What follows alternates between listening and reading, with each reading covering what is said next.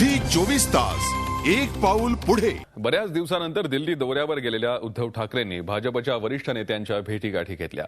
शिवाय असोचेम इंडिया या उद्योजकांच्या संमेलनात चक्क हिंदीतून त्यांनी भाषण करून राष्ट्रीय राजकारणावर आपली छाप पाडण्याची तयारी सुरू केली आहे। यापुढे मुंबई दिल्ली कॉरिडॉरचा वापर करू असं सांगत त्यांनी पुढची राजकीय वाटचाल स्पष्ट केली आहे। बऱ्याच दिवसानंतर दिल्ली दौऱ्यावर गेलेल्या उद्धव ठाकरेंनी भाजपच्या वरिष्ठ नेत्यांच्या भेटीगाठी घेतल्यात। शिवाय असोचेम इंडिया या उद्योजकांच्या संमेलनात चक्क हिंदीमधून भाषण करून राष्ट्रीय राजकारणावर आपली छाप पाडण्याची तयारी सुरू केली आहे। यापुढे मुंबई दिल्ली कॉरिडॉरचा वापर करू असं सांगत त्यांनी पुढची राजकीय वाटचाल स्पष्ट केली।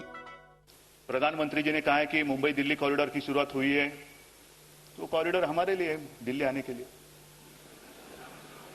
वो कॉरिडोर बना रहे हैं, इस्तेमाल हम करेंगे। ये सरकार बिल्कुल प्रीपेड कार्ड जैसे काम कर रही है, मोबाइल का प्रीपेड कार्ड, पहले पैसा भरो फिर बात करो।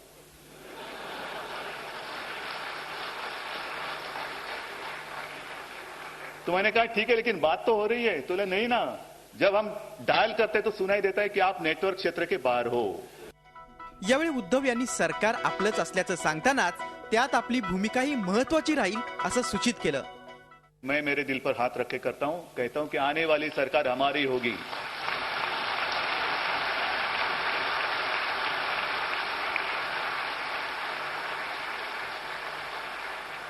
और निश्चित रूप में वो इससे कई गुना बेहतर होगी।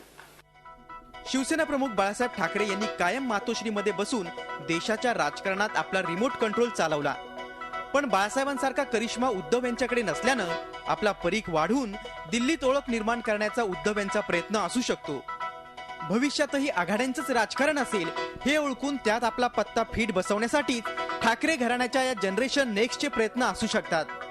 केवळ मराठीच्या मुद्द्यावरून महाराष्ट्रापुरते राजकारण करणाऱ्या राज ठाकरेंच्या मनसेला शव देण्यासाठी त्यांनी आता थेट दिल्लीची वाट धरली की काय, अशी चर्चाही या निमित्तानं सुरू झाली आहे।